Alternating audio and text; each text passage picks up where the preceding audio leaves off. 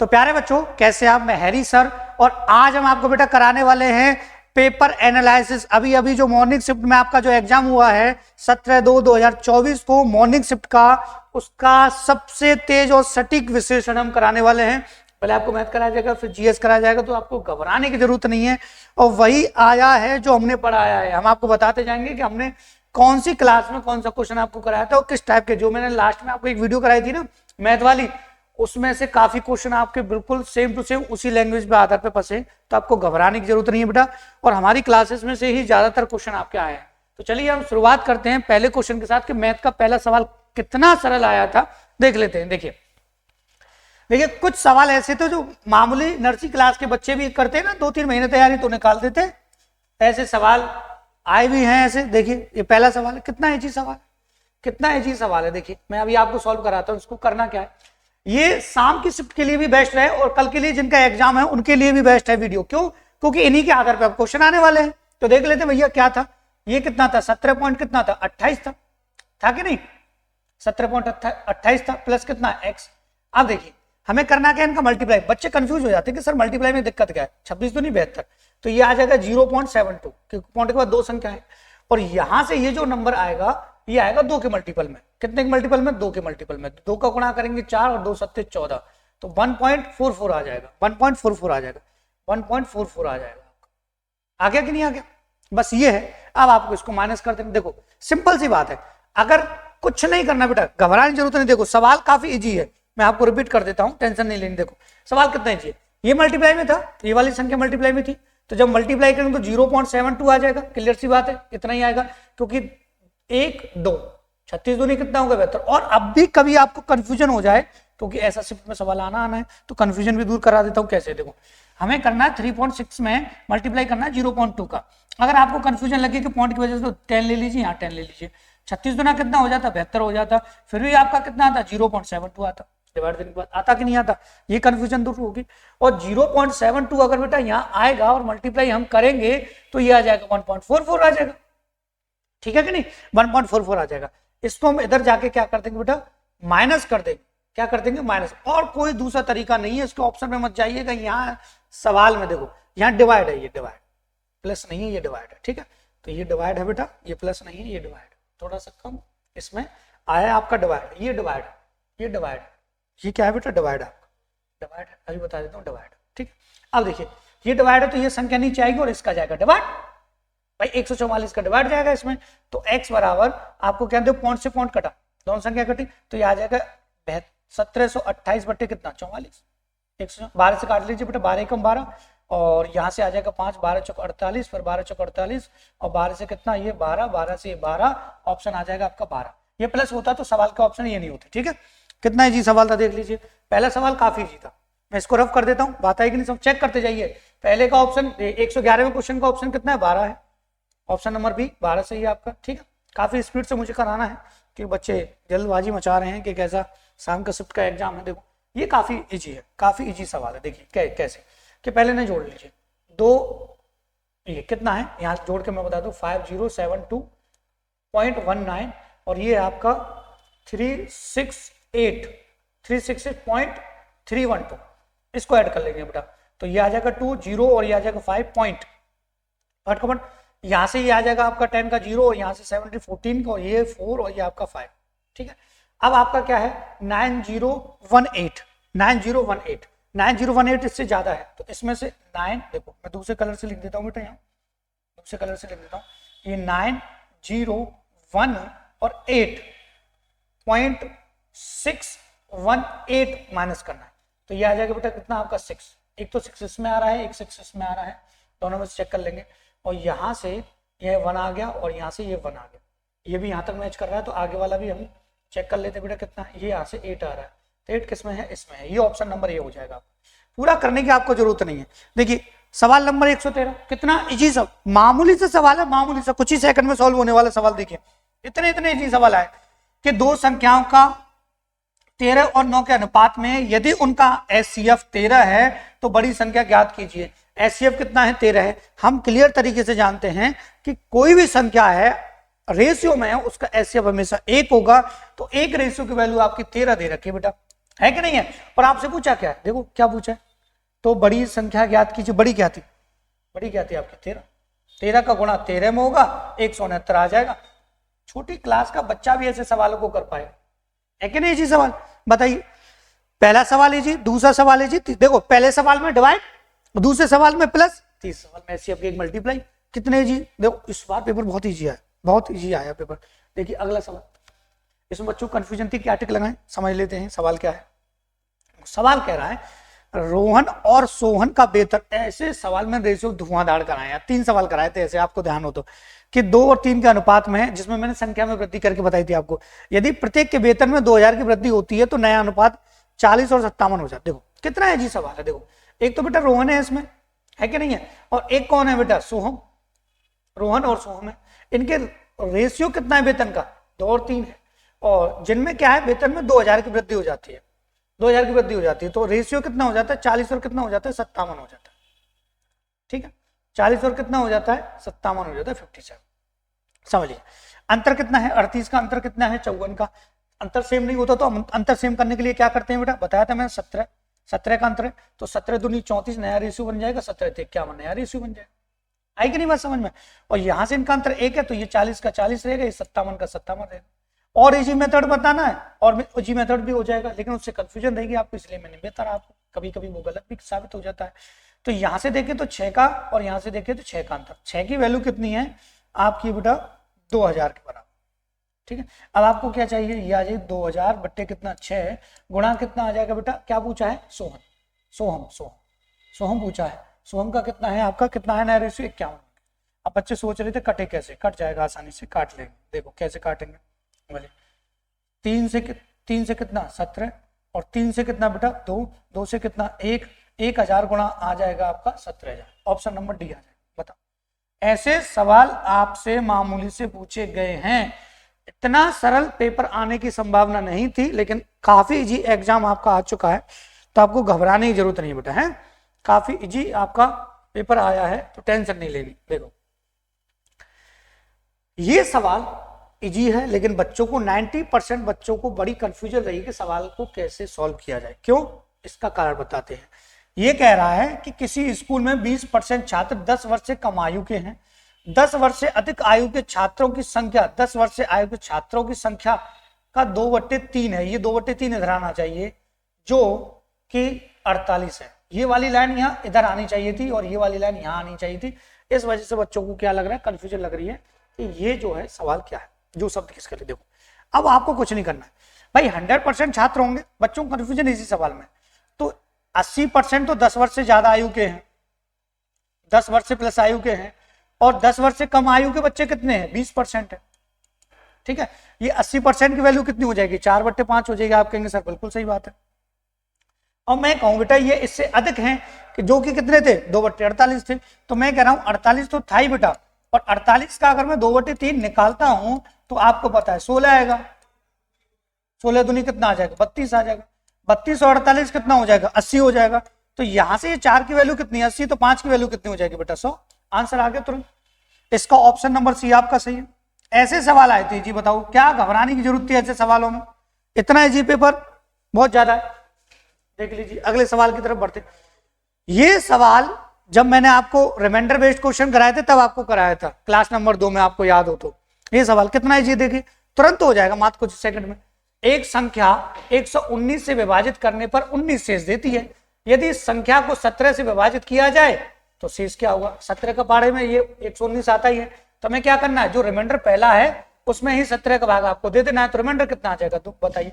मात्र 3-4 सेकंड का सवाल है ये, 3-4 सेकंड का सवाल है, देख लीजिए इतने इजी सवाल आए, बताइए। अब अगले सवाल को देखते हैं। ऐसा सवाल देखो मैंने पहले ही कहा था, देखो इस सवाल पर मैंने मोस्ट इंपोर्टेंट लिखा था, आपको मैं बता दूं, और पिछले साल का जो पेपर आपका हुआ था उसमें भी ऐसा सवाल आपसे पूछा गया था। ठीक है कि नहीं, काफी इजी सवाल है। देखिए सवाल में क्या कहा है कि एक धनराशि चक्रवृद्धि ब्याज पर 3 वर्ष में 4460 और 6 वर्ष में कितनी हो जाती है 6690 हो जाती है, तो अनुमानित धनराशि बताइए। देखो ध्यान से, मैंने आपको कितना सिंपल तरीका बताया था कि कोई राशि 3 वर्ष में कितनी हो रही है कि 4460 हो रही है कि नहीं हो रही, और 6 वर्ष में वही राशि कितनी हो रही है 6690 हो रही है। हो रही है कि नहीं हो रही? ये सवाल मैंने आपको कराए थे, देख लीजिए थोड़ा सा ध्यान से। मैंने आपको कितनी बार ये सवाल कराए थे, जैसे कोई राशि था, कोई प्रिंसिपल, ठीक है, वो जो है आपका कितने वर्ष में बेटा? 3 वर्ष में, 3 वर्ष में, 3 वर्ष में वो कितना हो रहा था? 4460 हो रहा था। और यही धन जो है 6 वर्ष में कितना हो रहा था बेटा? 6690 हो रहा था। मैंने क्या कहा था कि अगर प्रिंसिपल नहीं दिया है तो अगला जो अमाउंट बनेगा, पहला अमाउंट ये, अगला जो अमाउंट बनेगा उसके लिए प्रिंसिपल का वर्क क्या करेगा? ये करेगा।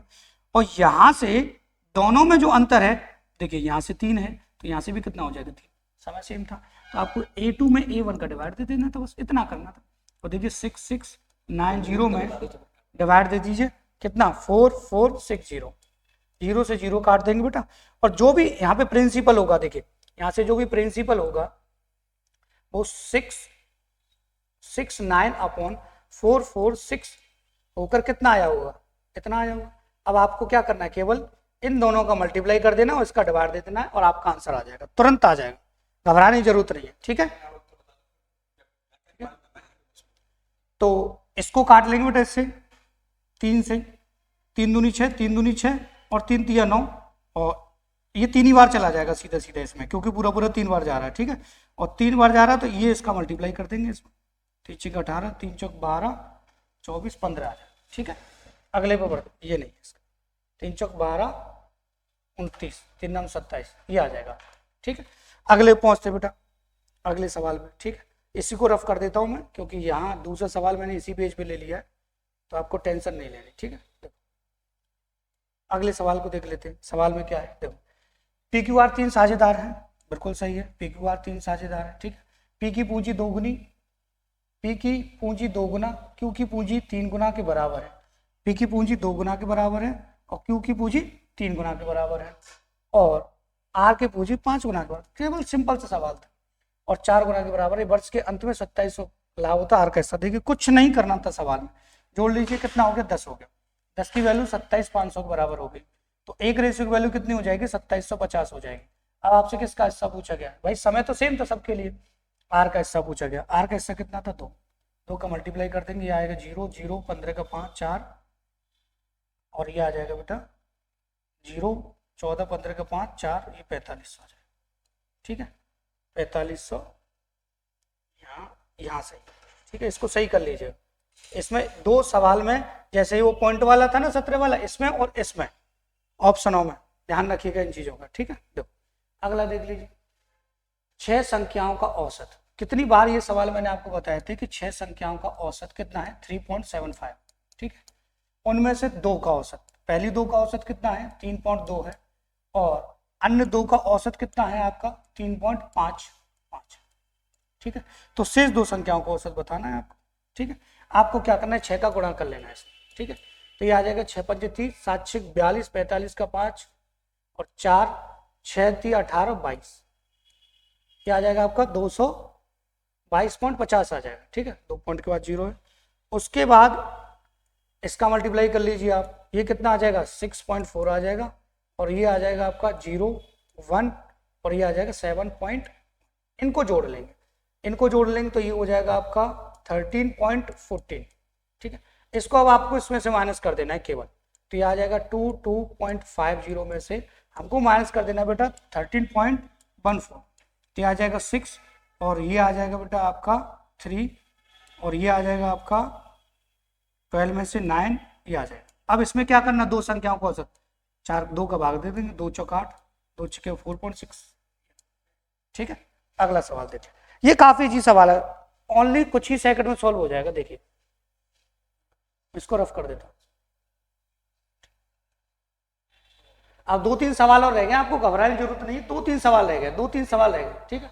2-3 सवाल रह गए, ठीक है। 2-3 सवाल रह गए, इनको देख लेंगे, ठीक है। ये कह रहा है एक निश्चित वस्तु को कीमत पर बेची जाती है तो उसके 2/3 पर बेचने पर व्यक्ति को 10% की हानि होती है। देखो मैंने आपको बताया था CP, MP और SP 3 चीजें होती हैं, ठीक है। अब वो बेच कितने पर? कीमत में 2/3 पर बेच रहा है, मतलब उसकी CP 3 थी तो बेच कितने में रहा है? 2 में बेच रहा है, ठीक है। और उसको हानि कितने की हो रही है? 10% की। और अगर हानि 10% की है तो सीधी सी बात है वो वस्तु कितने की थी? 10 की, और ये कितने बच गई 9 में। अब यहाँ एस पी बराबर होना चाहिए 9 का गुणा इसमें करेंगे 2 का गुणा इसमें करेंगे, करेंगे कि नहीं करेंगे, ठीक है। अब देखो कीमत पर बेचने पर, तो यहाँ से ये कितना हो जाएगा 30 और यहाँ से ये कितना हो जाएगा ये 18, ठीक है, कितना हो जाएगा 18। तो ये 30 हो गया और ये कितना हो गया 18 हो गया। आंसर देख लीजिए कितना 12 बचा बट्टे कितना 30। ये सॉल्व कर दीजिएगा, आपका आंसर तुरंत आ जाएगा, ठीक है। अब अगले सवाल की तरफ बढ़ते हैं। ये देख लीजिए 120, ये एपी का सवाल है और इतने इजी सवाल आने की संभावना नहीं थी, फिर भी आ गया। देख लीजिए अनुक्रम 26, 20, 14, अंतर कितने का है सब में 6 का, ठीक है। ये एपी का सवाल है। 21वां पद ज्ञात करना है। देखो कितना पद ज्ञात करना है 21वां, तो a plus n minus 1 into D. ये 10 सेकंड में आने वाले सवाल है। देखो मैंने आपको कई बार बता दिया, कितना पूछा है आपसे 21वां पद, तो डायरेक्ट आप लिख सकते हैं 20d, लिख सकते हैं कि नहीं। a आपको पता है 26 है प्लस 20 और d आपको पता है कितना 6, तो 120 और ये 26 हो जाएगा आपका 146 आ जाएगा ऑप्शन नंबर डी, ठीक है कि नहीं। अब देखो ये सवाल कंफ्यूजन वाला था, बच्चों को बड़ी टेंशन रहती है कि हेक्टेयर का मतलब क्या होता है, तो मैं आपको सिंपल से तरीके से इसको इजी करा देता हूँ। थोड़ा सा देख लेते हैं। अब 2 सवाल और रह गए आपके, ज़्यादा नहीं है इसमें। ये कह रहा है कि एक वृत्ताकार मैदान का क्षेत्रफल 13.86 हेक्टेयर है, 3 पॉइंट प्रति वर्ग मीटर की दर से इसको बाढ़ लगाने का खर्चा। बाढ़ लगाने का मतलब होता है पेरीमीटर, और दे रखा है आपको एरिया, एरिया दे रखा है पाई आर स्क्वायर के बराबर कितना दे रखा है 13.86। हेक्टेयर को मीटर में बदलने के लिए 10,000 का गुणा करना पड़ता है। 2 जीरो से ये पॉइंट हट जाएगा 1386 आ जाएगा, ठीक है। 1 2 3 जीरो हो जाएंगे, 2 जीरो बचेंगे, ठीक है। अब यहाँ से देख लीजिए पाई की वैल्यू कितनी होती है 22 बटे कितना 7 होती है, तो 11 से काटिए 11 कम 11 2 11 दूनी 22 11 छिंगे 66, 11 से 2 2 से काट लीजिए 2 छिक्के 12 2 तिया 6, ठीक है। ये हो जाएगा आपको 7 नाम 63, तो हो जाएगा 200 7 छिंग 42 7 के 21 2 7 छिंग 42 42 44 441 हो जाएगा, मतलब ये आ जाएगा आपका मतलब 210 रेडियस आ जाएगा। आ गया रेडियस। अब रेडियस आ गया, अब आपको क्या करना है पर मीटर स्क्वायर करना है, तो ये आ जाएगा आपका पाई आर स्क्वायर, तो यहाँ से आ जाएगा 22 बटे कितना 7 आ जाएगा आपका। आर कितना है आपका 210 गुणा कितना 210, ठीक है। और कितने की दर से रखना है 3.2 से 3.2 से आपको कुछ नहीं करना, ये आ जाएगा 30, ठीक है। और ये आ जाएगा आपका 660, ठीक है, गुणा आ जाएगा आपका 210 गुणा कितना आ जाएगा आपका 3.2, मल्टीप्लाई कर लेंगे आप, ठीक है। ये आपका आंसर आ जाएगा, ठीक है, मल्टीप्लाई करते ही तुरंत, ठीक है कि नहीं। अब देखिए अगला सवाल, चाल समय दूरी का इतना इजी सवाल पूछा गया है, बहुत ज्यादा। मैंने तो काफी हार्ड टाइप के भी क्वेश्चन कराए थे और फिर भी इतना इजी आ गया। देखो और ये तो डिट्टो आया, मेरी वीडियो से क्लियर डिट्टो सवाल आया, डिट्टो, एक भी शब्द का इसमें अंतर नहीं है, बिल्कुल सेम टू सेम है। हाँ वीडियो मैंने बनाई थी ना आपके लिए पुरुष और महिलाओं के आधार पे, जो मैंने आपको वीडियो से कहे थे ना, डिट्टो सवाल है, एक भी अक्षर का अंतर नहीं। देखिए डिजिट भी वही है, लैंग्वेज वही है। देखिए एक लड़का 9 किलोमीटर प्रति घंटे की रफ्तार से 25 मीटर की दूरी भुजा वाले वर्गाकार, कुछ नहीं, देखो 1 किलोमीटर पर आवर है, इसको मीटर पर सेकंड में चेंज करने के लिए क्या करेंगे 5 बटे 18 का कर दिया हमने। 18 2 से कितना 9 से कितना 2 5 बटे कितना हो जाएगा 2, और ये कितना पेरीमीटर है ना, सीधी सी बात है। अब हमको समय चाहिए, आपको पता है टाइम अगर निकालना है तो डिस्टेंस अपॉन क्या होती है स्पीड, स्पीड होती है कि नहीं, स्पीड ये आ गई आपकी। डिस्टेंस आपको पता है 25 से 4 100 आ जाएगा, 100 से कितना 5 बटे कितना हो जाएगा 2, 5 से कितना 20 20 दूनी कितना आ जाएगा 40, आंसर आ गया तुरंत, ठीक है। ये सवाल देख लीजिए, ये तो मैंने इतना कराया है तुमको फिर रट गया हो बच्चों, ठीक है। इसको रफ कर देता हूँ, इसी पे ये भी सवाल, तो आपको मैंने टिक बता दिया लगा के। मैंने क्या कहा था कि 4 लड़के, बॉय और क्या दे रखा है गर्ल्स दे रखा है, कितने हैं देखो मल्टीप्लाई कर दिया, सीधा सीधा तुरंत उड़ाना, देखो यही बोलाना बताया था मैं। 10 चौक कितना हो गया 40 आपका, ठीक है। और यहां से 10 से कितना हो गया आपका 60 हो गया, ठीक है। यहां से फिर हमें क्या करना था 6 और कितना है 4, ये 48 हो गया आपका, ठीक है। और फिर मैंने आपको बताया था यहां से कितना, ये 8 चौका 32, ठीक है। इसका गुणा हुआ ये आपका 40 आ गया, ये 60 आ गया, 8 6 48 हो गया, 8 चौका 32 हो गया, ठीक है। अब आपको कुछ नहीं करना क्योंकि डिफरेंट, ये 8 का डिफरेंट है और यहां से आपका ये 28 का डिफरेंट है। 4 से काटेंगे तो ये आ जाएगा 2 और 4 से काटेंगे बेटा कितना आ जाएगा, बिल्कुल सेम सवाल मैंने यही करा था। 7 और 2 कर देंगे इसको, 7 का गुणा करेंगे 280 आ जाएगा, ठीक है। और 9 का गुणा करेंगे तो ये 540 आ जाएगा। दोनों को जोड़ देंगे 0 और यहाँ से आ जाएगा 12 का 2, यहाँ से आ जाएगा 820 आ गया। अब 820 में आपको करना क्या है, ये पूछा 4 लड़के और 2 लड़कियां, 4 का गुणा बेटा इसमें कर, 4 सत्ते कितना 28 और 2 लड़के, 2 नाम कितना 18, जोड़ दीजिए 8 8 16 का कितना 6 और ये आ जाएगा आपका कितना 4 46 आ जाएगा। ठीक है, अब इसको काट लेंगे हम 2 से, ये आ जाएगा 2 से कितना बेटा 2 2 चौका 8, 2 दूनी 2 एकम 2 और ये 0 और 2 से काटेंगे 23। ठीक है, 23 ये मिक्स फ्रैक्शन में आपका आ जाएगा। इसका ऑप्शन मैच नहीं कर रहा है, कितने दिनों में करेंगे तो इसको डाउट में लिख लीजिए। वैसे इसका आंसर लगभग ये होगा, यहाँ 3 हो सकता है। ठीक है, ये आएगा। अब अगला सवाल देख लेते हैं, ये डीआई का सवाल है। ठीक है, 2005 से और 2006 के औसत उत्पादन निम्नलिखित में से किस वर्षों के जोड़े के उत्पादन के बराबर है। 2005 और 2006 ढूंढिए, ये रहा, दिख नहीं रहा होगा, कम दिख रहा होगा, इन दोनों को मिला लीजिए। देखो यहाँ पे बिल्कुल फिक्स और नहीं दिया आपको 0 20, बस यही सवाल मैथ में थोड़ा हार्ड आया, बाकी सब सरल है क्योंकि यहाँ बच्चों को कन्फ्यूजन, ये 25 पे है, मैं लिख देता हूँ यहाँ सभी को, ये 30 पर है। ठीक है, और ये है आपका बेटा यहाँ से पूरा नहीं दिया है 45 पर है, और ये दिया है बेटा आपको 65 पर, और ये दिया है आपको 50 पर। ठीक है, और ये दिया है आपको 70 पर, और ये दिया है आपको 55 पर। ठीक है, और ये दिया है आपको यहाँ से 80 पर, और ये दिया है आपको 85। देखो कितने, अब इसने कहा है कि 2005 और 2006 का, 2005 और 2006 तो कितना हो रहा है, ये हो रहा है 100, ये 25 था आपका 45 55 55 और ये हो जाएगा बेटा 125 हो जाए। ठीक, 125 में 2 तो दिया आ जाएगा 62.5 आ जाएगा। आगे अब इतना ही आना चाहिए किस वर्ष का, अब देख लेते हैं सबको चेक करके, यही चेक करना पड़ेगा। 2002 और 2007, 2002 45, 2007 ये नहीं, 2007 225, बिल्कुल सही है, पहला ही ऑप्शन ठीक है, टेंशन ही नहीं है इसमें। अगला सवाल देख लीजिए, 2001 की तुलना में 2008 में मोबाइल के उत्पादन में कितने, 2001 से 2008, देखो 2001 कहाँ है, ये रहा 30। ठीक है, 2008 कहाँ है हमारा 85, 30 से कितना बढ़ा है 85 बढ़ा, 30 से कितना बढ़ा 85, मतलब बढ़ा है आपका 55, कितने से 30 से बढ़ा कितना 100। ठीक है, पॉइंट में आ जाएंगे। ठीक है, लगा लेना, आप घबराइएगा नहीं। अगले सवाल को देखिए, दिए गए वर्षों में कितने वर्षों में मोबाइल का उत्पादन दिए गए वर्षों में औसत उत्पादन से अधिक है, मतलब कितने में अधिक है, ये आपसे पूछा है कितने में अधिक। देखो यहाँ से कुछ नहीं है सवाल में, देखो केवल गिनना है आपको, 1 में अधिक है, 2 में अधिक है, ठीक है, फिर कम हो रहा है, फिर 3 में अधिक है, फिर 4 में अधिक है, ठीक है, फिर 5 में अधिक है। कितने में अधिक है बेटा, 5 में अधिक है।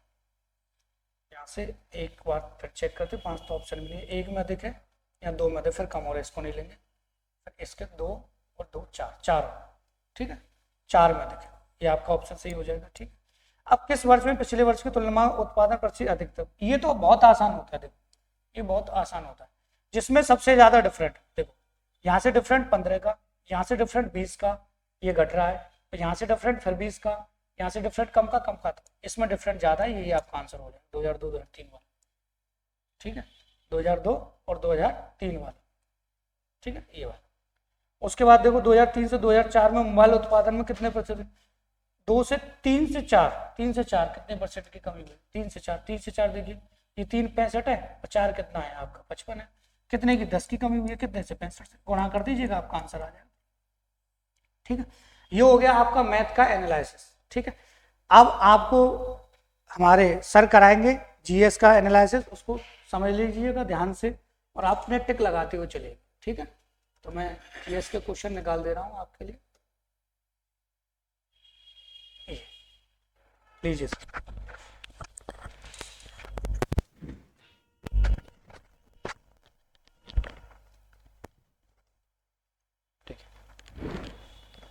पुनः सारे विद्यार्थियों बहुत बहुत स्वागत अभिनंदन आपके चहेते यूट्यूब चैनल बिहार सर के साथ।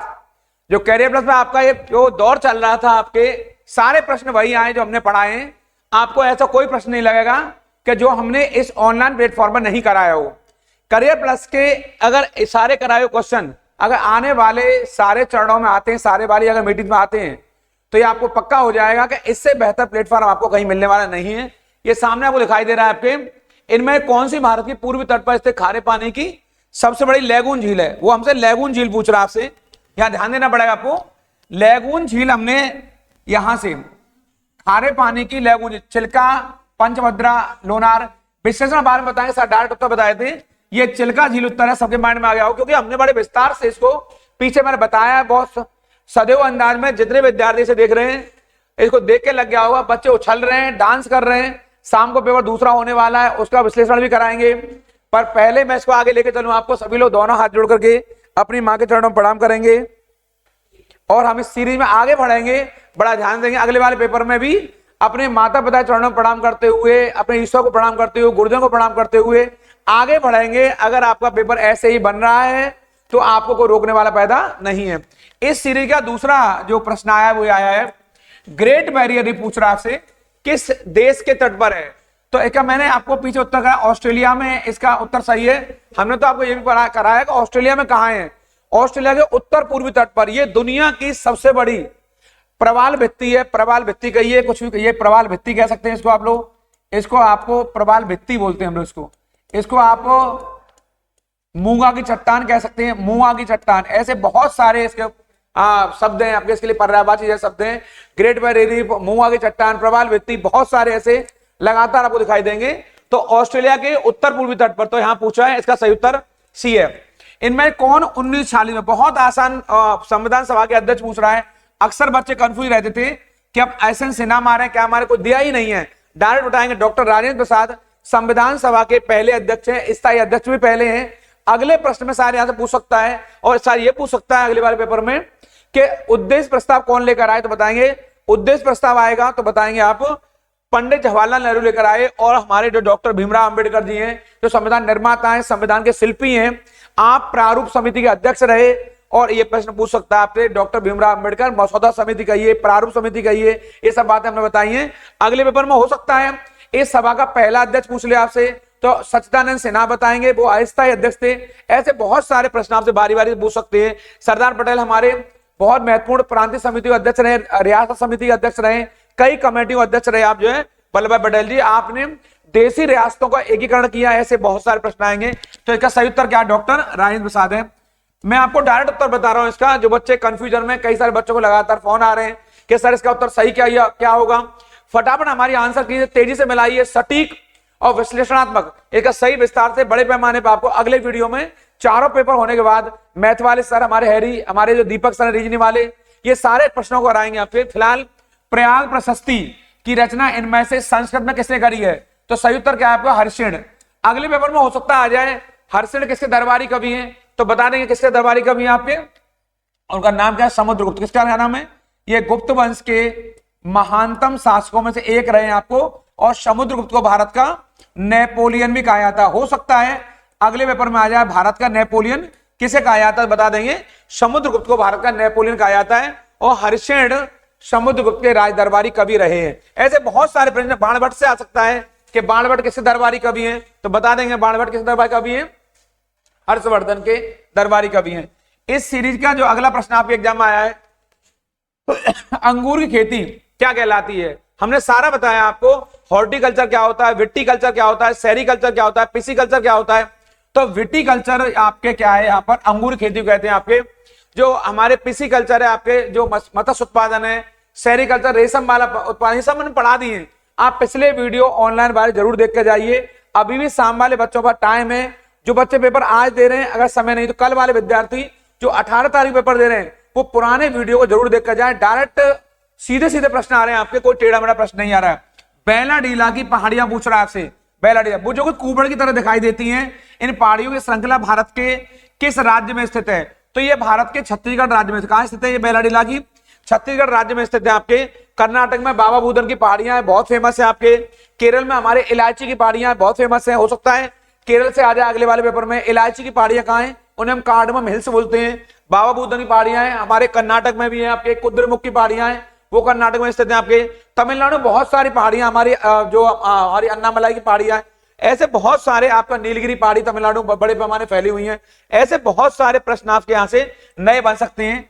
इस सीरीज में अगला बहुत आसान प्रश्न आया है, जो हमने कई बार आपको पेपर में कराया है। पुराने पेपर यदि मॉक टेस्ट देखेंगे तो आपको मिलेगा। हमने बताया है भारत श्रीलंका को कौन अलग करता है, तो भारत श्रीलंका को कौन अलग करता है, पाक स्टेट अलग करता है। कौन अलग करता है, पाक स्टेट भारत और श्रीलंका को अलग करता है। ये प्रश्न हमने कई बार बताया है। हो सकता है अगले पेपर में आपके आ जाए रेड क्लिफ रेखा आ जाए, या हो सकता है आपके जो आपका बेरिंग स्टेट आ जाए, अगली बार जिब्राल्टर स्टेट आ जाए आपके। ये बहुत आसान प्रश्न था। ऐसे सोनपुर पशु मेला, मैंने आपको पिछले वीडियो में आपको सोनपुर पशु मेला कराया है। ये बिहार का बहुत फेमस बड़ा मेला है सोनपुर पशु मेला। आपके भारत के राज्य में पूछा कहां होता है, तो ये बिहार में होता है। इसको रटकर अब क्या रटेंगे तो उत्तर मिल ही गया। अगले वाले बच्चों के लिए यहां से आ सकता है, असम के त्योहार आ सकते हैं, असम में मेला आ सकता है।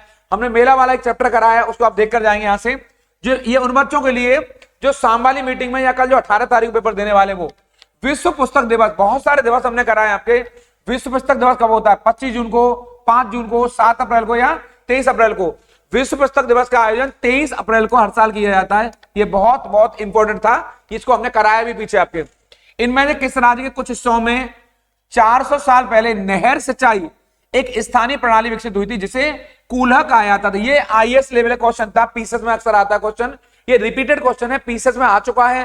कूल को कहा जाता है, तो ये हमने कराया नहीं है, लेकिन पीसेस वाले बच्चों को हमने ऑफलाइन क्लास में इसको पढ़ाया है। आपके लिए नया क्वेश्चन है, इसको आप चाहे तो छोड़ सकते थे, लेकिन अगर अंदाज लगाएंगे तो पुराने देख के बता सकते हैं। ये हिमाचल प्रदेश की प्रणाली है आपके, जिसे कूल कहा जाता है। ये बहुत फेमस सिंचाई प्रणाली मानी जाती है जो नहर के द्वारा की जाती है, और ये हिमाचल प्रदेश की एक बहुत फेमस सिंचाई प्रणाली जिसे कूल कहते हैं आपके यहां से।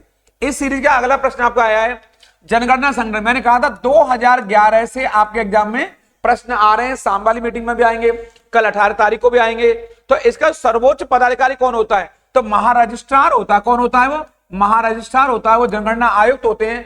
हमारे यहाँ पर अब तक आपके 2011 की जनगणना जो हुई है 15 जनगणना हो चुकी है। 2021 में जनगणना जो हमारे हुई है वो 16वीं जनगणना थी, तो वहां से चूंकि 16वीं जनगणना के आंकड़े आए नहीं है, तो अभी जो प्रश्न बनने वो 2011 से बनने आपके। इसलिए प्लीज आप जनगणना से वाले पार्ट को जरूर देखकर जाएंगे। तो जनगणना संगठन के हेड को क्या कहते हैं, महारजिस्ट्रार और जनगणना आयुक्त कहते हैं। जो दिखाई दे रहा है आपको यहाँ पर registrar general and census commissioner of India, इसका उत्तर आपको यहाँ दिखाई दे रहा है, सी सही उत्तर है।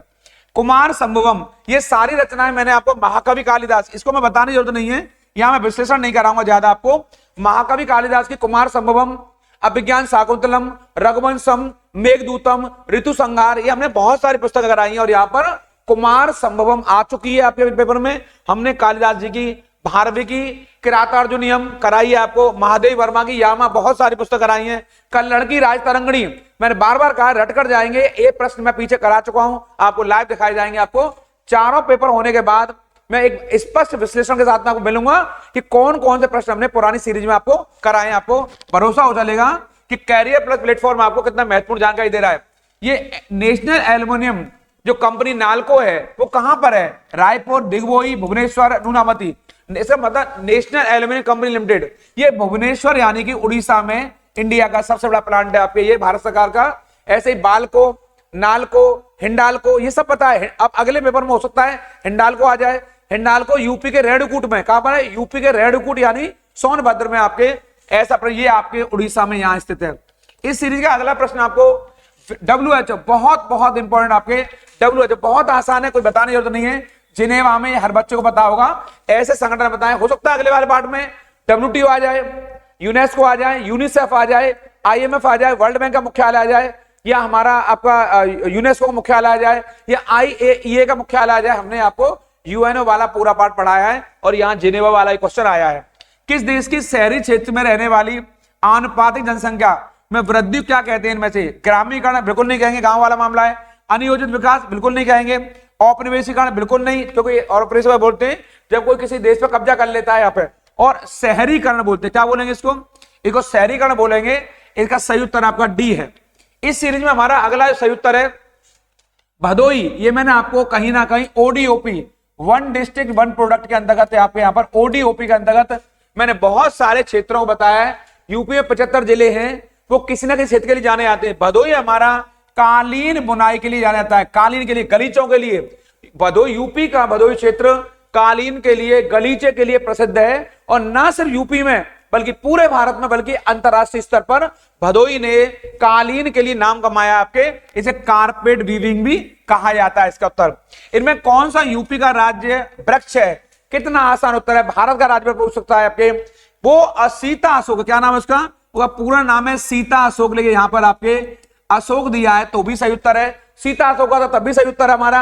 अगर भारत का आएगा तो बरगद बताएंगे। अगर भारत का आ जाए वृक्ष आपके राजकीय है तो बरगद बताएंगे, और यहां आया क्या बताएंगे? अशोक बताएंगे, जो कि यूपी का राज वृक्ष है आपके। सही उत्तर इसका अशोक है। इस सीरीज में ऐसा एक प्रश्न आया है, सुरहाताल ये अभ्यारण्य आ गया है। मैंने आपको ये सारे अभ्यारण्य कराए थे, पिछले वीडियो खोलिए मेरे, वहां वीडियो देखिए कि सुरहाताल कराया नहीं कराया, वहां मिलेगा।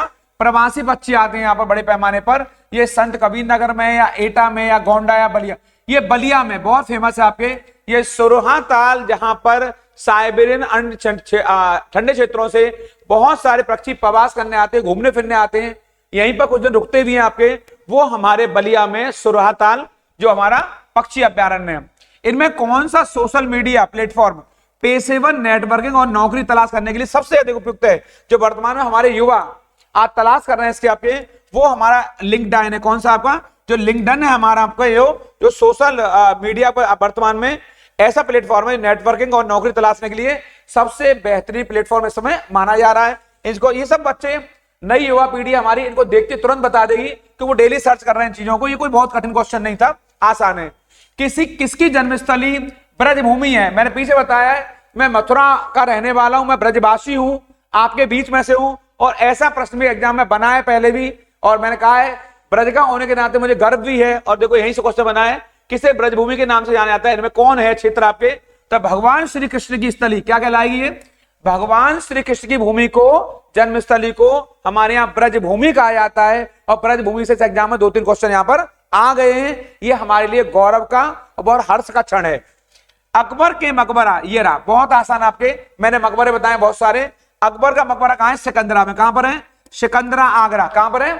अकबर का मकबरा सिकंदरा आगरा में, बहुत इंपॉर्टेंट है, और इसको आप रट के जाएंगे यहां से। हो सकता है अगले पेपर में बाबर का मकबरा पूछ ले, हुमायूं का मकबरा पूछ ले, सिकंदर लोदी का मकबरा पूछ ले, या जहांगीर का मकबरा पूछ ले, ये सब देख कर जाएंगे यहां से। इसका सही उत्तर है उत्तर प्रदेश में कौन सा प्रसिद्ध लोक नृत्य और धान और मक्के की खेती के दौरान किया जाता है? क्या कजरी है, रसिया है, हुरका बॉल है, या आपके चरकुला है? इनके बारे में पीछे विस्तार से पढ़ा चाहूंगा। रसिया कब होता है, चरकुला कब होता है? इसका सही उत्तर है हुरका बाउल आपके। ये हुरका बॉल आपके यूपी में और उत्तराखंड में जब चावल धान की खेती होती है और जब मक्के की खेती होती है तो ये हुरका बाउल का नृत्य किया जाता है, जो कि बहुत बहुत फेमस, उत्तराखंड का भी और यूपी का भी ये प्रसिद्ध लोक नृत्य है। बीएचयू मैं बता दूंगा पीछे, इसके बाद बीएचयू और एएमयू पर मैं बहुत विशेष जोड़ दिया है आपके।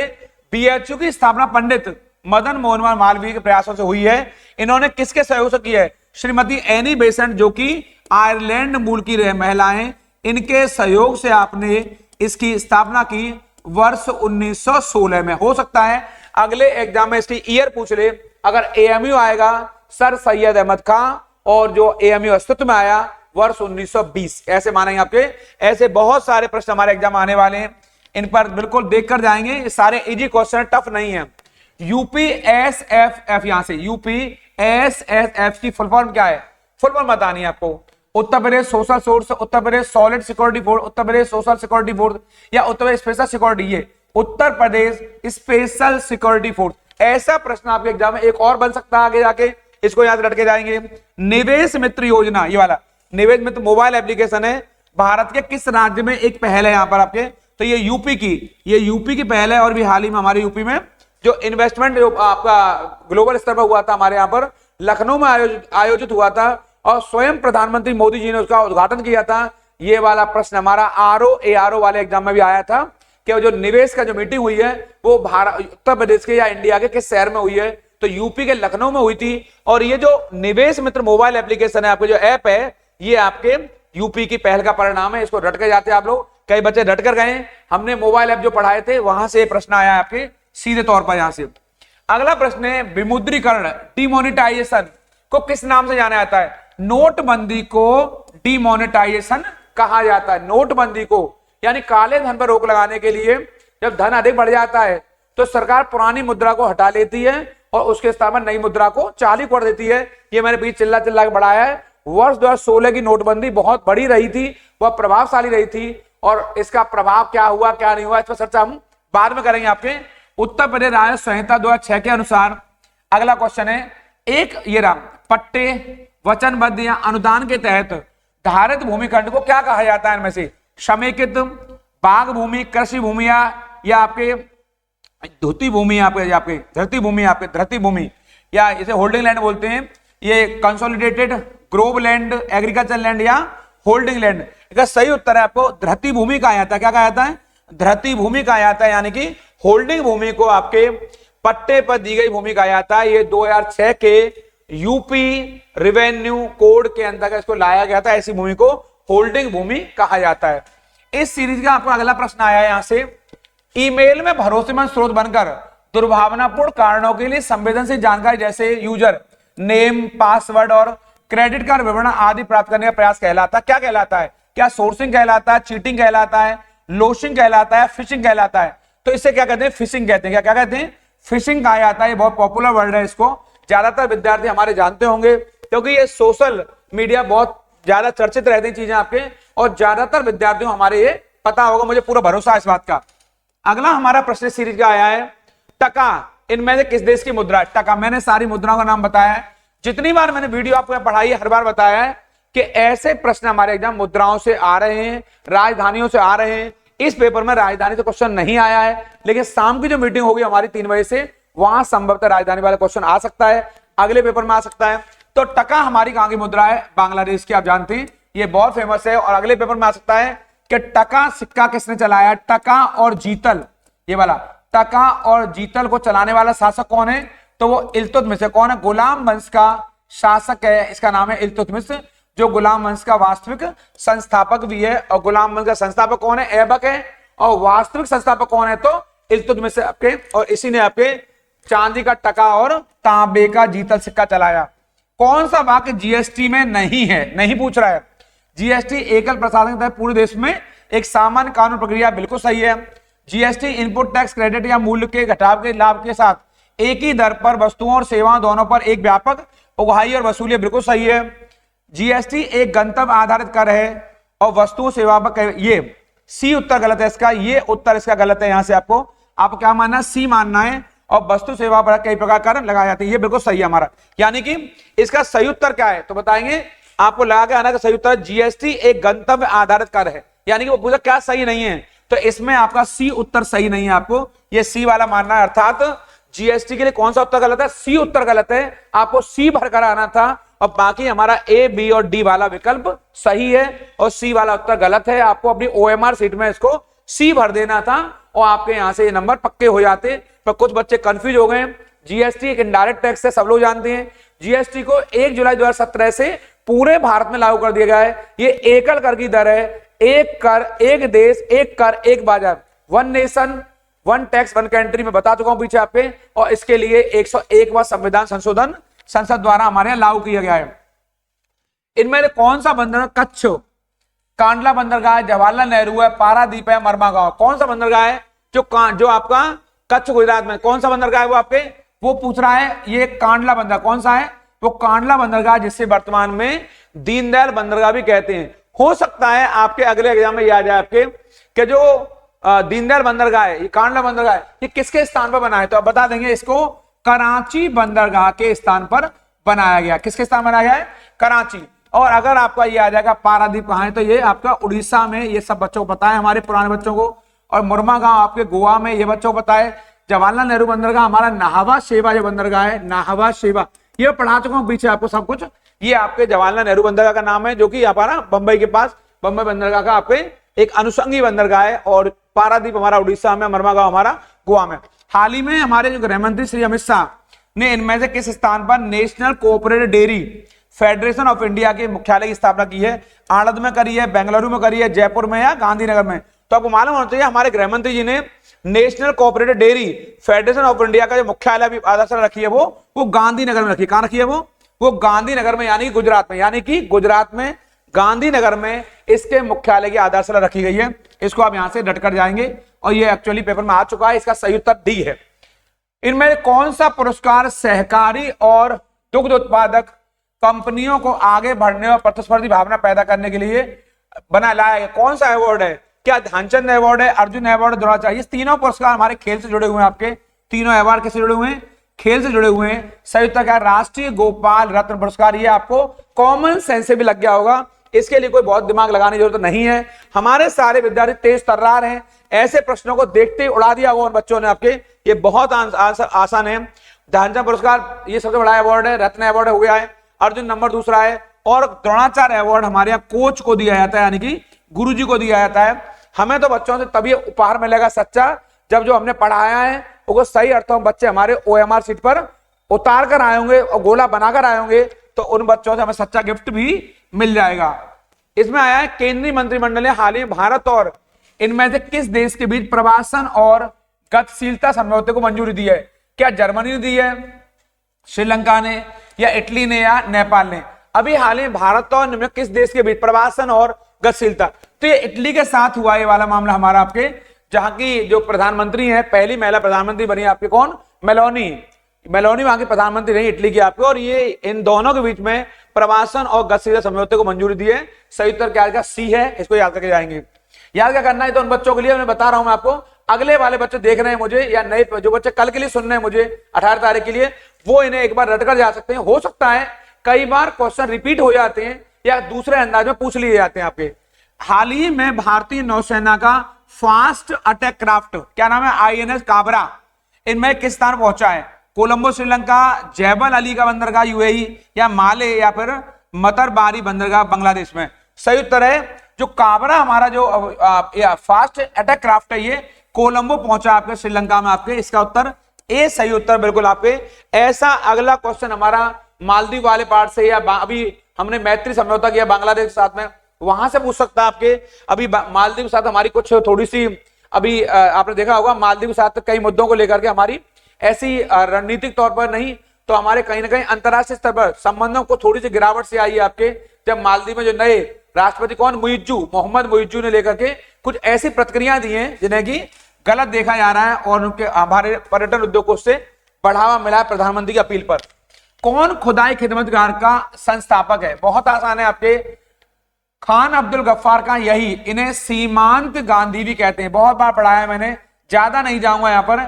आपको फ्रंटियर गांधी भी कहा जाता है, और इन्हें भारत रत्न मिला आपके। शायद ये क्वेश्चन अगले एग्जाम में आ सकता है।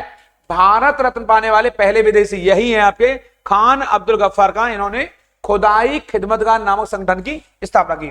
किसने हाल ही में कोच्चि लक्षद्वीप समूह सबमरीन ऑप्टिकल फाइबर करेक्शन का उद्घाटन किया है? इनमें से राजनाथ सिंह ने किया है, श्री अमित शाह ने किया है, श्री एस जयशंकर ने किया है, या श्री नरेंद्र मोदी जी ने? तो अभी हाल ही में जो हमारे कोच्चि लक्षद्वीप समूह में सबमरीन ऑप्टिकल फाइबर का जो कनेक्शन का उद्घाटन हुआ है, वो हमारे प्रधानमंत्री जी नरेंद्र मोदी जी ने किया आपके। इसका उद्घाटन प्रधानमंत्री जी द्वारा स्वयं किया गया है। ये बहुत आपका सही उत्तर था, यहाँ पर डी सही उत्तर है इसका। इस क्रम में ये सारे मैंने बता दिए आपको। इन प्रश्नों को सुनने और देखने के बाद आप उछल रहे होंगे, आप डांस कर रहे होंगे, आपको लग गया होगा कि ये करियर प्लस प्लेटफॉर्म आपका पढ़ाई की पंचायत कितना कारगर है, कितना सटीक है। बिल्कुल वही प्रश्न आए जो हमने लगातार यहां कराए हैं हमारी ऑफलाइन क्लासेज में, हमारी ऑनलाइन क्लास पर। कहीं पर भी कोई दो राय नहीं रहा है। हिंदी वाला पेपर भी आया, वो बहुत इजी आया है, उसका विश्लेषण मैं आपको अगला ये पेपर है शाम वाली मीटिंग का, उसके साथ दोनों को एक साथ करा दूंगा आपको। बहुत आसान पेपर आया है। सब बच्चों को लगातार फोन आ रहे हैं कि सर इससे इजी पेपर दूसरा कोई नहीं आ सकता, और अगर आपने ऐसे में भी स्थान नहीं बनाया तो आपके लिए कहीं भी क्षमा की, अपोलाइज की कोई गुंजाइश नहीं रह जाती है। इसलिए आगे शाम को जो बच्चे हमारे पेपर दे रहे हैं, कल जो पेपर देने वाले हैं, उन सब लोगों के लिए ये पेपर एक प्रकार से उनको एक यहाँ पर आगाह कर रहा है कि मुझे पढ़कर जाइए और ऐसा पेपर आ रहा है, मुझे बनाइए और आप अपना सिलेक्शन लीजिए, अपना स्थान सुनिश्चित करिए। अगले शाम वाले बच्चों के लिए और कल जो पेपर देने 18 तारीख को, उनको पुनः बहुत सारा आशीर्वाद, उनके लिए बहुत बहुत शुभकामनाएं। ईश्वर से प्रार्थना है कि वो सारे विद्यार्थी हमारा अपना न सिर्फ स्थान बनाए बल्कि कहीं रैंक लेकर आए, जिससे पता पड़ेगा मथुरा इस क्षेत्र में भी करियर प्लस जैसे संस्थान में जिसने एक विद्यार्थी से अपनी शुरुआत की और वहां के विद्यार्थी कैसे हजारों की संख्या में लगने जा रहे हैं आपके। ये आपको करना है और इसको आपको अपनी सफलता के माध्यम से दिखाना है आपके, क्योंकि बच्चों की सफलता में ही गुरुओं और संस्थान का सफलता भी निहित होती है। उन लोगों का जरूर ख्याल रखिए जो आपका ख्याल रखते हैं। आप कल फिर मिलूंगा आपको। प्रणाम, नमस्कार।